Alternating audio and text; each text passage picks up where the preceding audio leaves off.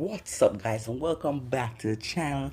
You know it's your boy Anime King, and today I'm gonna be giving you part 4 of What If Deku Was a Vampire.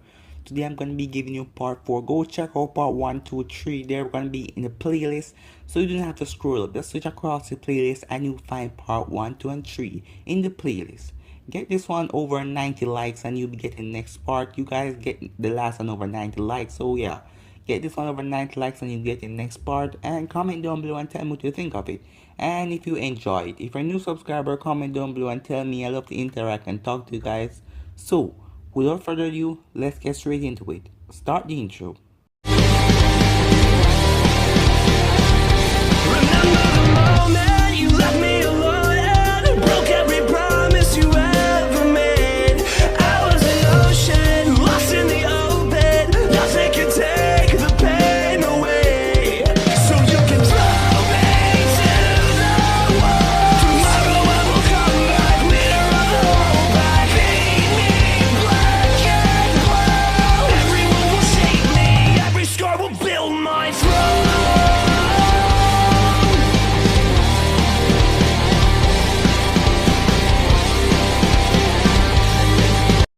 So, the last time we left off, little bit of a recap. Deku and Elizabeth went to a party.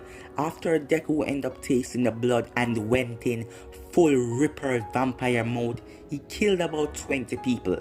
So the policemen and the pro heroes are investigating in this murder because the examiner doctor told them that all of these bodies were drained of blood, and the police and the pro heroes realized that around the city, everyone, their bodies, every murder that come in lately, their bodies are being drained of blood. So they really need to find out and figure out who is doing this. So Deku killed about 20 people at the party he went to last night after going Ripper mode. He wakes up in the morning having no memory of this, but yeah, today is the first day of UA. So Deku wakes up in his old house because there is where he stay, and he went downstairs and he's looking around looking for his mother, but he realized that she's still on the trip because he want her to relax and have a good time, so he just gonna make her stay and have fun. He's not gonna really bother her to come home because he's a big boy right now. He do not need anyone's supervision or anything. So, after waking up, Deku went to the front door because he heard something like twisting the lock, and as he opened it, he saw Elizabeth. She run in and she jumps on him and tell him good morning, and Deku looks at her and smile, and he said, "You're in a cheer mood," and she said, "Yes. Today is the first day of us going to UA High School," and Deku smiled at her and said, I better get ready." So Deku went upstairs, have a bath and everything, and they get ready.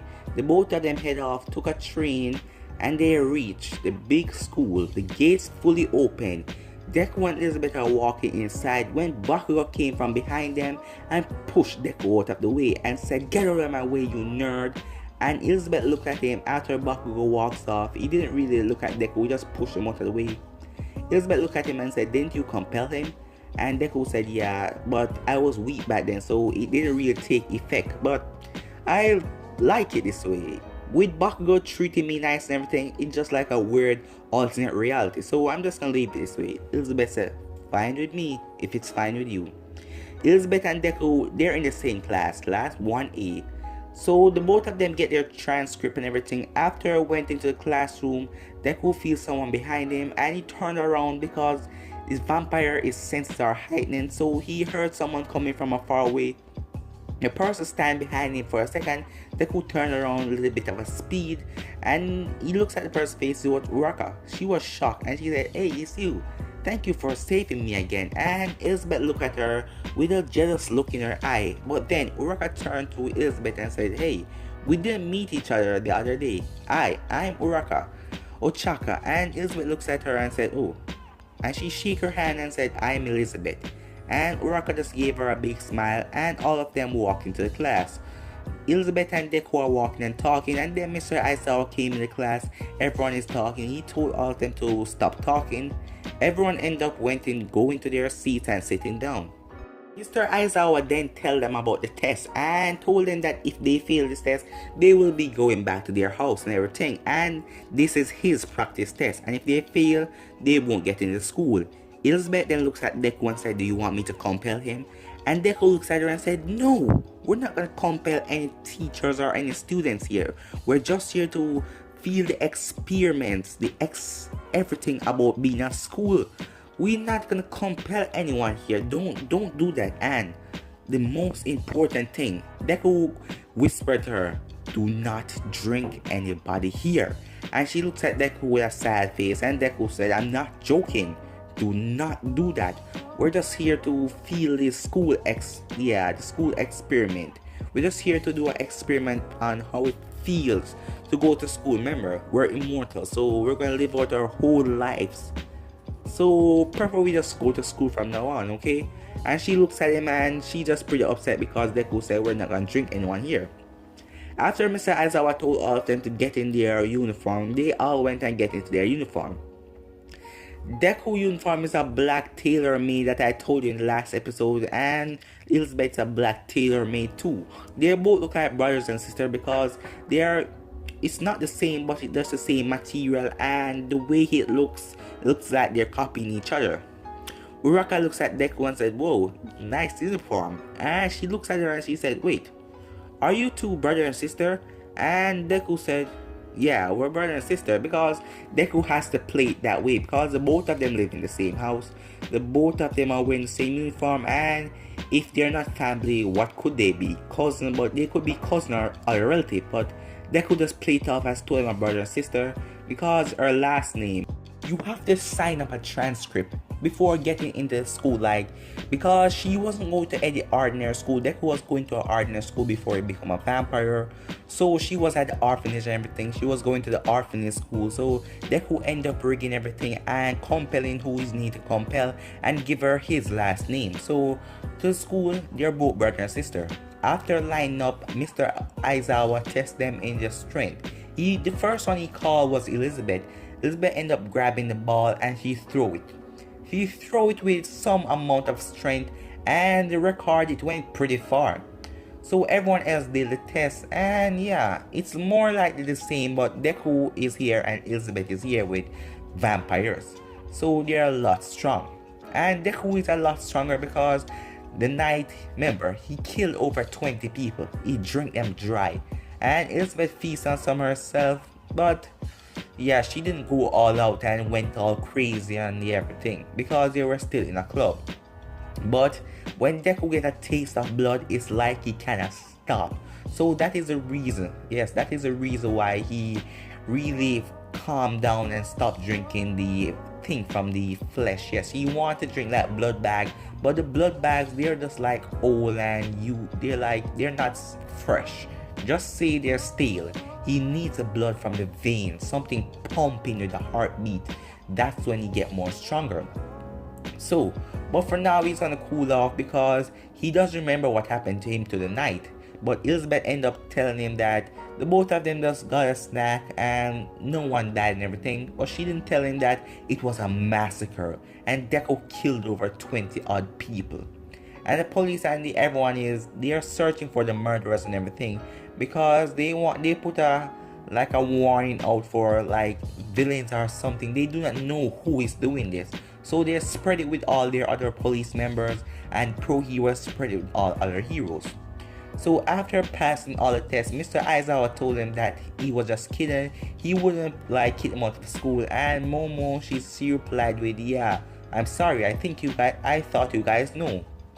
So that was the first day of UA this school, and Elizabeth said, "This school, it's pretty boring. I thought we were going to go out and patrol the streets and fight villains or something," she said to Deku. And Deku said, "No, remember, they think we're just kids and we cannot handle it. But me and you knew we can handle it, but the other kids, they are kind of weak, so they don't have any physical training and they can get hurt pretty easily. And me and you, we can heal, so we cannot allow them to get hurt." And Elizabeth looks at Deku and said, "Why do you care about them so much? You barely even know them. Or is it about that girl named Uraka? And Deku looks at her with a strange face, and Deku said, why are you talking about Uraka? What? Are you jealous of her or something? And Elizabeth looks at him and said, no, no. And she walked away in a speed.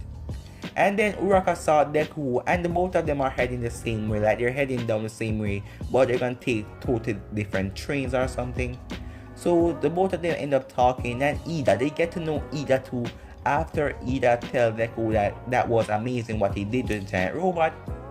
And the three of them become friends, but Elizabeth went back to the hotel. She went back to the hotel because she ain't paying anything at all. She's just getting a pampered, fully free life. This is the most amazing thing that happened to her.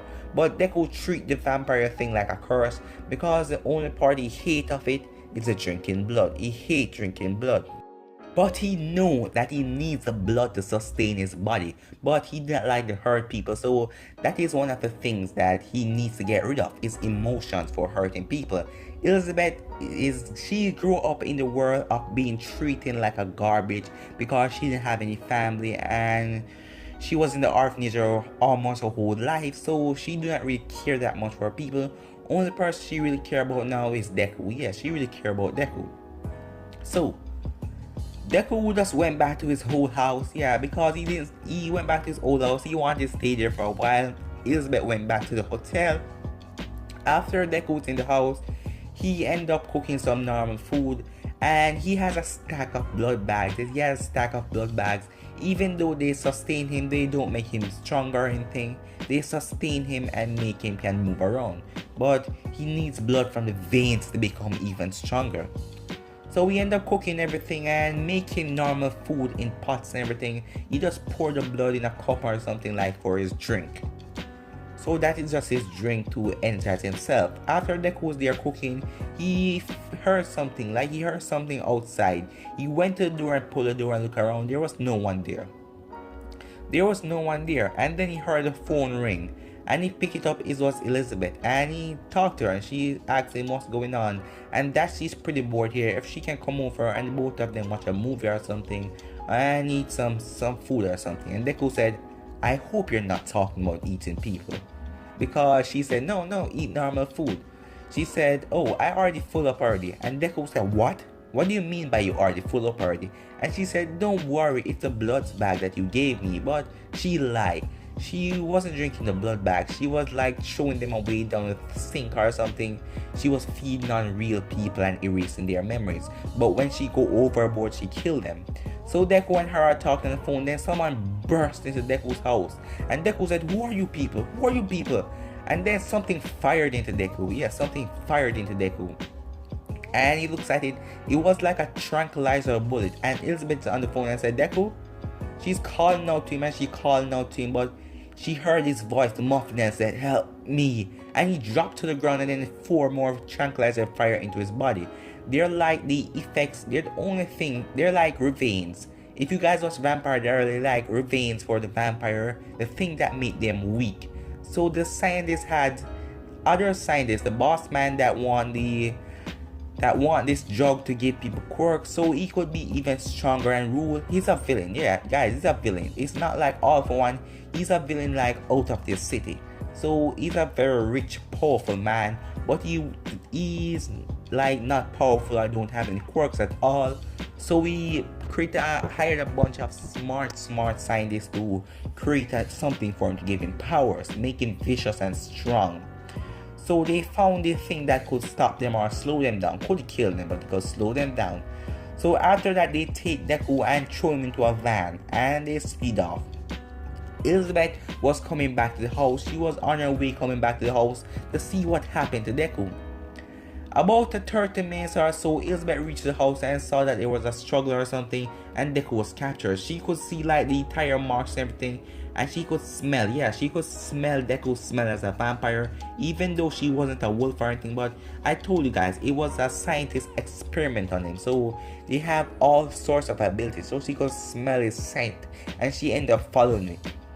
Deku wakes up on the next lab, and Deku said, not again. Deku realized that he's strong, remember he's a vampire, so he tried to break it, but there were some iron cuffs around his hands. And the only reason he couldn't break it because his body was weak. Yes, his body was weak. The thing that they shot him with make his body weak. So he has like 5% of his usual strength. So he couldn't break it. And then the man walked up to Deku in a white shining suit. And Deku said, "Who are you?" And he said, "Oh, I'm the reason why you're this, kid. I'm the reason why you're so powerful." Oh.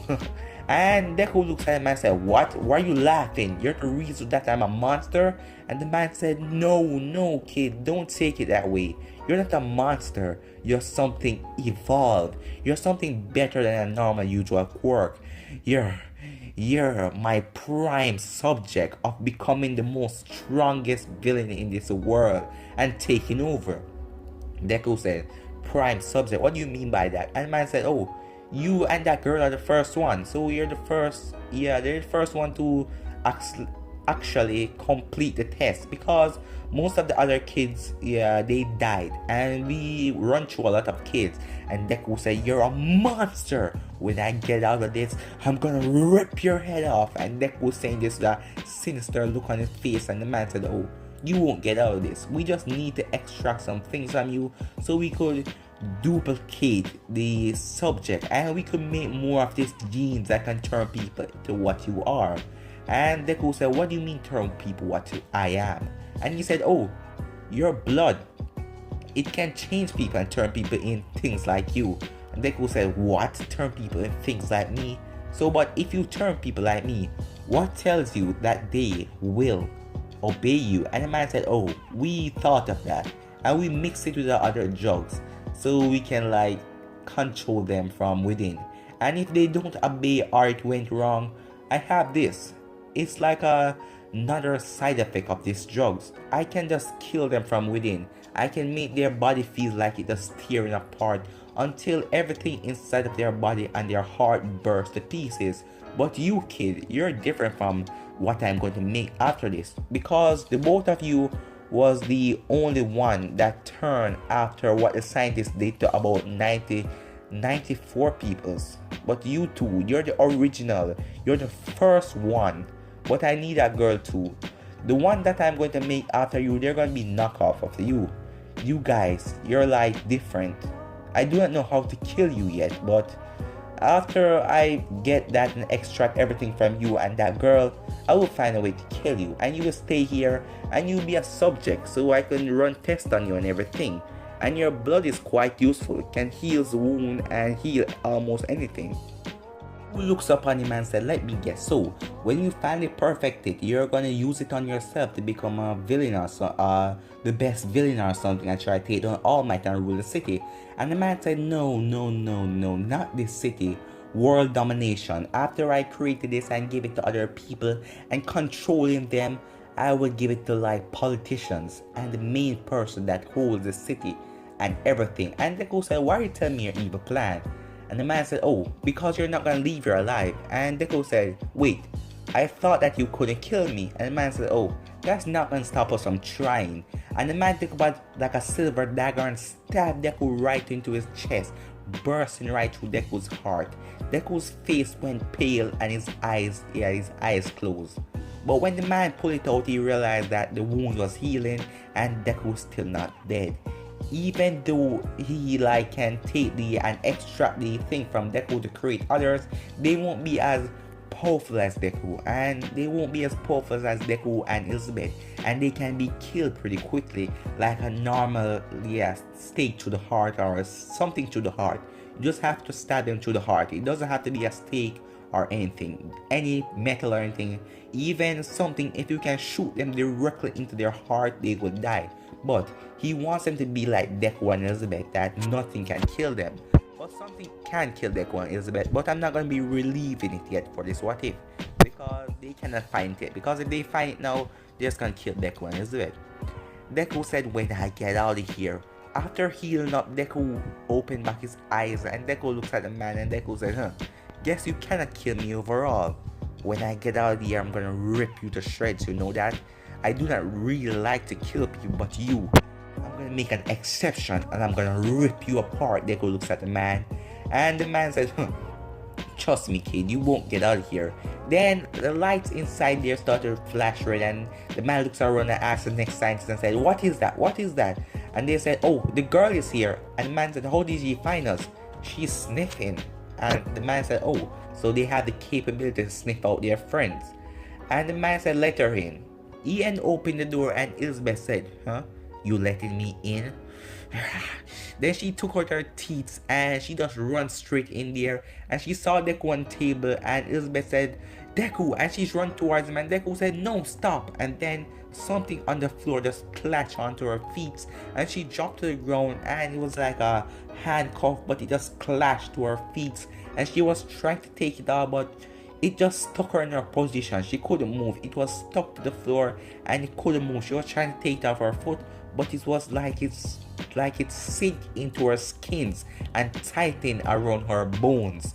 So she couldn't move, and she said, "Hey, let us go. What are you doing?" And the man said, "Perfect. Now the both of you are here.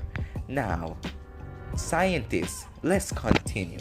But guys, I'm gonna end right here. If you want to see the next part of this and know what to do, like, subscribe, comment down below, and turn that bell notification to stay posted, guys.